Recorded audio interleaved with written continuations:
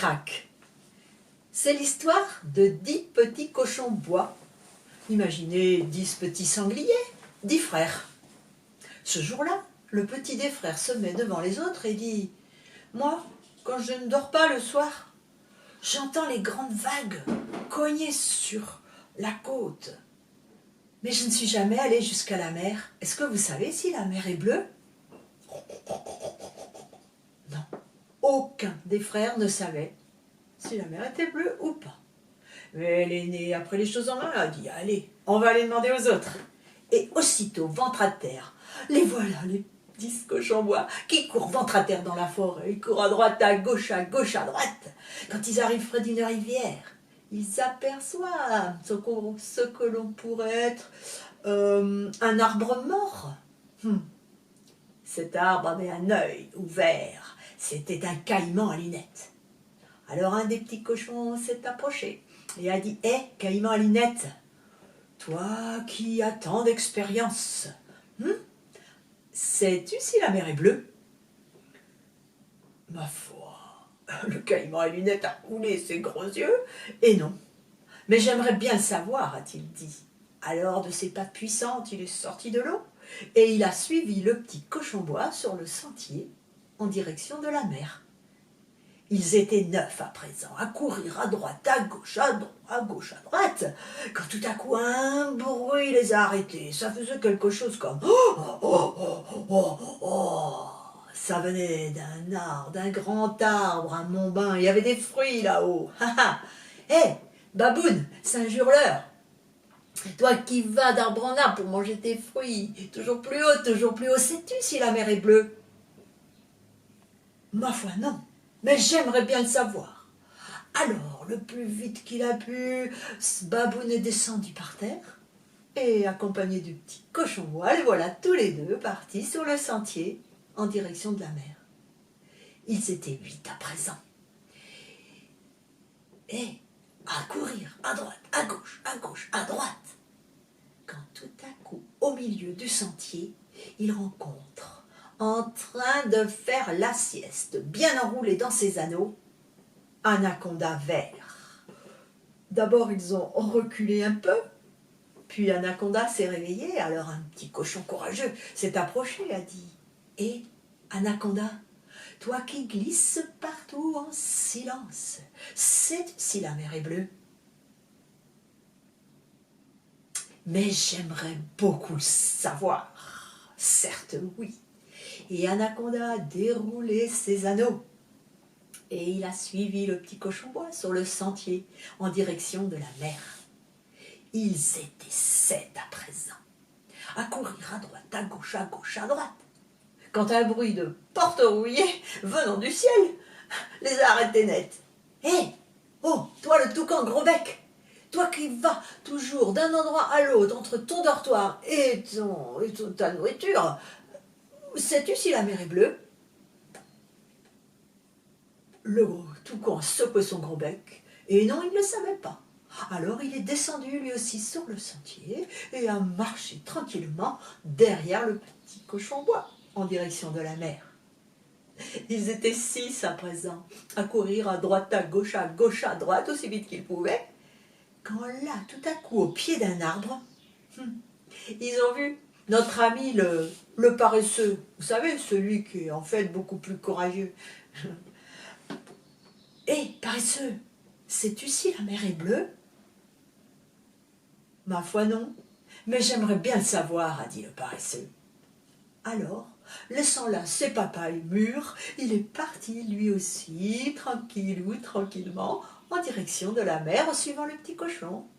Ils étaient plus que 5 à présent, à courir à droite, à droite, et là, ils sont tombés nez à nez avec le tatou géant qui sortait de son trou. Hé, tatou, toi qui sais tout, sais-tu si la mer est bleue? Un peu vexé le tatou de ne pas le savoir. Mais j'aimerais bien le savoir. Alors je vais avec toi.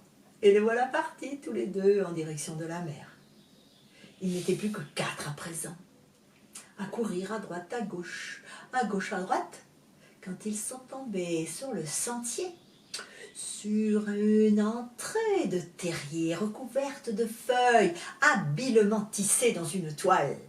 Et, juste, en y mettant une petite bradille, l'habitante du terrier est sortie. C'était une terrible terraphosa, la plus grande des migales. Et, Anansi, c'est comme ça qu'on t'appelle dans les contes, toi la migale, un puits de sagesse. Sais-tu si la mer est bleue? Anansi eut beau se gratter la tête de ses 8 pattes et chercher si elle avait appris ça sur la toile. Non, elle ne le savait pas, mais elle était bien désireuse de le savoir. Alors Anansi a suivi le petit cochon bois sur le sentier en direction de la mer. Il n'était plus que 3 à présent, à courir à droite, à gauche, à droite, quand tout à coup, sur des rochers, gros cailloux en plein soleil, ils l'ont vu, vert, brillant, presque fluo, a dressé son cou fier. C'était un iguane, un jeune certainement. Hé, iguane, sais-tu si la mer est bleue? Que non, mais j'aimerais bien le savoir. Alors Iguane est parti avec un autre petit cochon en direction de la mer. Il n'était plus que 2 à présent à courir à droite, à gauche, à droite. Et là, en passant près d'un cours d'eau, ils l'ont vu. Ils ont vu comme un éclair bleu scintillant. Peut-être parce qu'il était 11 heures. On dit quelquefois que le morpho bleu sort à 11 heures, quand il fait chaud sans doute. Hé, morpho bleu, toi qui suis les cours d'eau, sais-tu si la mer est bleue? Morpho bleu a battu des ailes, mais non, il ne le savait pas, mais lui aussi il aimerait bien le savoir. Alors il est parti avec un des petits cochons en direction de la mer. Il n'y avait plus que l'aîné des cochons bois, le grand frère à présent, à courir de partout, à droite, à gauche, à droite. Quand tout à coup, un vrombissement lui a fait lever la tête. C'était notre ami le colibri. Hé, toi colibri qui fais si bien l'hélicoptère, t'en fais des kilomètres pour trouver ton nectar, non? Est-ce que tu sais si la mer est bleue? Ma foi non, tu ne le savais pas. Alors il s'est posé, colibri s'est posé sur le dos du petit cochon bois. Et les voilà partis en direction de la mer. Ils ont mis le temps qu'il fallait, passer la grande mangrove et ses palétuviers. Et là, ils sont arrivés sur la grande plage de sable blanc, étincelante, comme c'était beau. Et là, ils étaient tous là, les 9 autres frères, les 9 autres animaux. Il y avait là le morpho bleu, l'iguane vert, la terraphosa, le tatou géant, le paresseux, le toucan à gros bec, l'anaconda vert, le baboune et le caïman à lunettes. Ils n'en croyaient pas leurs yeux. Elle était là devant eux, limpide, étale, presque immobile. Mais comme ce jour-là, le ciel était bleu, alors la mer brillait de 1000 bleus. Et c'est ainsi que finit l'histoire des 10 petits cochons bois qui voulaient savoir si la mer est bleue. Et cric, et crac.